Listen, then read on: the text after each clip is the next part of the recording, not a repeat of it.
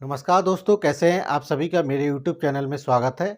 आज मैं आप लोगों के सामने फिर से उपस्थित हुआ हूँ एक नए विज्ञापन को लेके। ठीक है, ये बहुत अच्छा विज्ञापन निकला है। कोल इंडिया लिमिटेड का कंपनी का विज्ञापन है। भारत सरकार की महारत्ना कंपनियों में से एक कंपनी है। ठीक है, इसमें जो है मैनेजमेंट ट्रेनी की पोस्ट के लिए विज्ञप्ति निकली हुई है। ठीक है, तो इसके बारे में हम विस्तार से जानेंगे कि किस पोस्ट कितनी है, इसमें कौन-कौन सी ट्रेड वाले लोग अप्लाई कर सकते हैं, ऐज क्या है, फीस क्या है और सिलेक्शन प्रोसीजर कैसे होगा, ठीक है? तो आप लोगों से मेरा विनम्र आग्रह है कि आप लोग इस चैनल को अगर नए हैं तो प्लीज़ सब्सक्राइब कर लीजिए और आप इसको बेल आइकन को दबा लीजिए, शेयर कर लीजिए ज़्यादा से ज़्यादा मैक्सिमम लोगों की लेटेस्ट वैकेंसियाँ आएँगी, हमारा चैनल उसको समय-समय पे अपडेट करता रहेगा और आप लोगों को जो है सही समय पे सारी सूचनाएँ उपलब्ध कराता रहेगा। आप लोगों से फिर से आग्रह है कि आप लोग लाइक सब्सक्राइब करिए। अब शुरू करते हैं हमारा आज का टॉपिक। आज हमारा जो वैकेंसी निकली है कोल इंडिया लिमिटेड सीआईएल। सीआईएल मतलब ये भारत सरकार की ये महारत्ना कंपनी है। कोल इंडिया जो 79% जो है आपका भारत में जितना भी कोल का उत्पादन होता है, ठीक है? वो सारा उत्पादन जो है कोल इंडिया लिमिटेड के अंतर्गत ही होता है, ठीक है? इस कोल इंडिया लिमिटेड या इसकी सब्सिडरी जो कंपनी है उनके में ही होता है।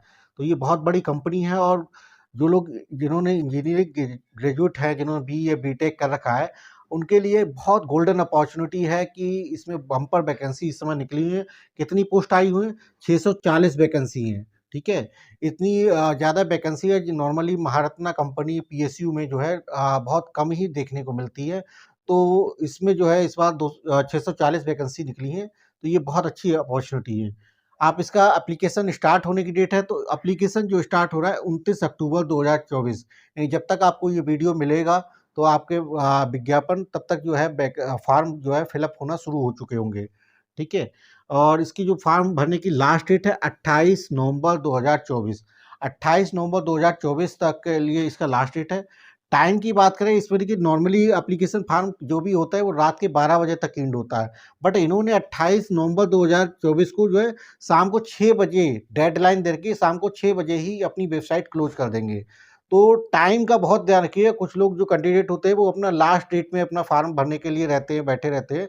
तो उनके लिए ख़ास तौर से ये वार्निंग है कि आप लोग 28 तारीख को 6 बजे से पहले-पहले आप अपना फॉर्म फिल कर लें, ताकि इसमें जो है सिलेक्शन आपका मतलब कि एक प्रक्रिया, एक चरण आप उसमें आगे बढ़ पाएँ, ठीक है? अब बात करते हैं फीस। फीस जो है इसमें निर्धारित की गई है जनरल, ओबीसी और ईडब्ल्यूएस कैंडिडेट के लिए ₹1000 फीस का निर्धारित किया गया है। ₹1000 प्लस इसके ऊपर 18% जीएसटी। 18% जीएसटी लगेगी तो टोटल फीस जो है ₹1180 आपको पे करनी पड़ेगी, ठीक है? और जो कैंडिडेट एससी, एसटी और हैंडीकैप्ड कैंडिडेट हैं, उनके लिए कोई भी फीस नहीं रखी गई है। यानी एससी, एसटी का और हैंडीकैप्ड कैंडिडेट के लिए ज़ीरो फीस रखी गई है, ठीक है? अब बात आती है ऐज। ऐज जो है मिनिमम ऐज का कोई क्राइटेरिया नहीं दे रखा है एडवर्टाइज़मेंट में, इसके ऑफ़िशियल एडवर्टाइज़मेंट में मिनिमम ऐज कितनी है उसका कोई क्राइटेरिया नहीं दे रखा है। लेकिन मैक्सिमम ऐज जो है 30 साल। 30 साल की मैक्सिमम ऐज को बताया गया कि मैक्सिमम 30 साल तक की उम्र के लोग इसमें आवेदन कर सकते हैं। डेट की बात करें तो जिसकी ये डेट जो कैलकुलेशन होगी ये वो 30 सितंबर 2024 30 सितंबर 2024 की जिनकी 30 साल की उम्र है, वो लोग इसमें आवेदन कर सकते हैं। हाँ, ये है कि इसमें एससी, एसटी, ओबीसी और हैंडीकैप्ड लोगों को जैसे और जगह एडवर्टाइज़मेंट में रिलैक्सेशन होता है, वैसे ही सेम इसमें एज रिलैक्सेशन मैक्सिमम एज में है। एससी, एसटी के लिए 5 साल है और ओबीसी की कैंडिडेट के लिए 3 साल मैक्सिमम एज में रिलैक्सेशन है और हैंडीकैप्ड के लिए 10 साल का मैक्सिमम एज रिलैक्सेशन है। मतलब अगर ओबीसी का कोई कैंडिडेट है, अगर उसकी मैक्सिमम एज 33 ईयर्स है, कब 30 सितंबर 2024 तक, तो वो उसके लिए अपना आवेदन कर सकते हैं। एक बात, अब हम बात करते हैं कि कौन-कौन सी ट्रेड में वैकेंसी निकली है और कितनी एलिजिबिलिटी है इसके बारे में बात करते हैं, ठीक है? तो ट्रेड है माइनिंग इंजीनियरिंग, सबसे पहली ट्रेड है माइनिंग इंजीनियरिंग। माइनिंग इंजीनियरिंग में देखिए 263 पद दे रखे हैं। अभी तक जितनी भी कोल इंडिया का एडवर्टाइज़मेंट मैनेजमेंट ट्रेनीज़ के लिए आता था, पोस्ट कौन-सी है? मैनेजमेंट ट्रेनी, ठीक है? मैनेजमेंट ट्रेनी जो है पोस्ट है, जिनका सिलेक्शन हुआ वो किस पोस्ट के लिए? Management trainee. तो जितनी भी मैनेजमेंट ट्रेनी के लिए अभी तक कोल इंडिया में विज्ञापन आता था, ज़्यादातर वैकेंसी जो है माइनिंग इंजीनियरिंग के लिए होती थी, बाकी के लिए बहुत रेयर मौका मिलता था। तो चूँकि इसमें माइनिंग इंजीनियरिंग की भी साथ साथ में अभी इस और डिसिप्लिन में भी वैकेंसी आई हैं, ठीक है। अब बात करते हैं माइनिंग इंजीनियरिंग के लिए पोस्ट की संख्या देखिए 263। क्वालिफिकेशन क्या चाहिए? Degree in mining engineering, BTech in mining engineering में चाहिए, ठीक है।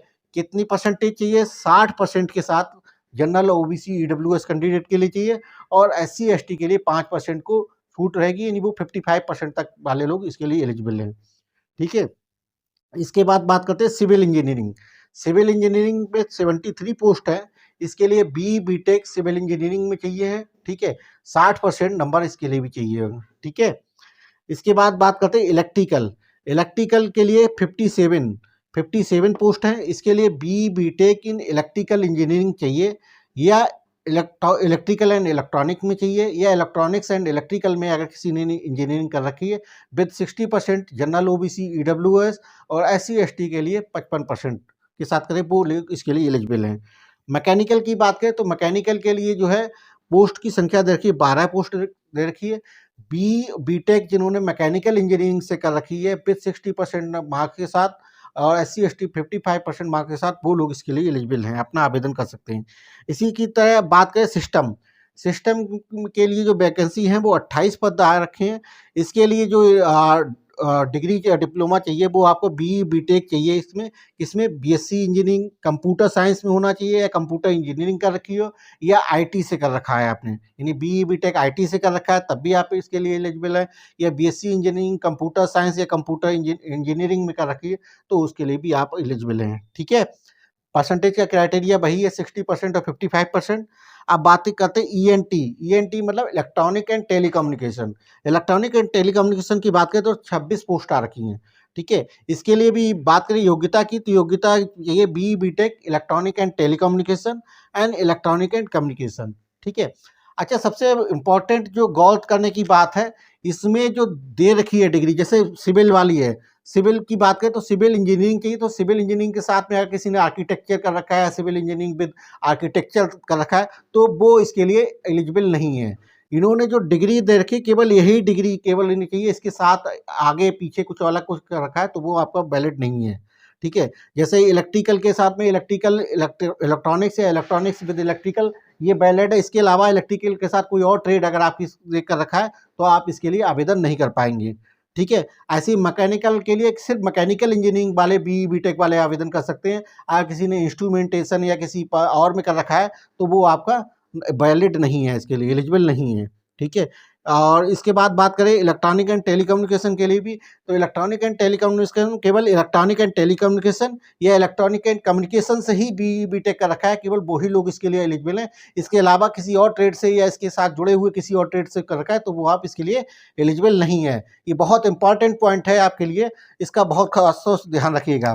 अब बात करते हैं कि इसका एग्जाम, तो एग्जाम की बात करें तो इसका कोई भी एग्जाम नहीं है, इस भर्ती के लिए आपको कोई भी रिटन पेपर नहीं देना है। तो अब बात आती है कि भैया सिलेक्शन होगा कैसे?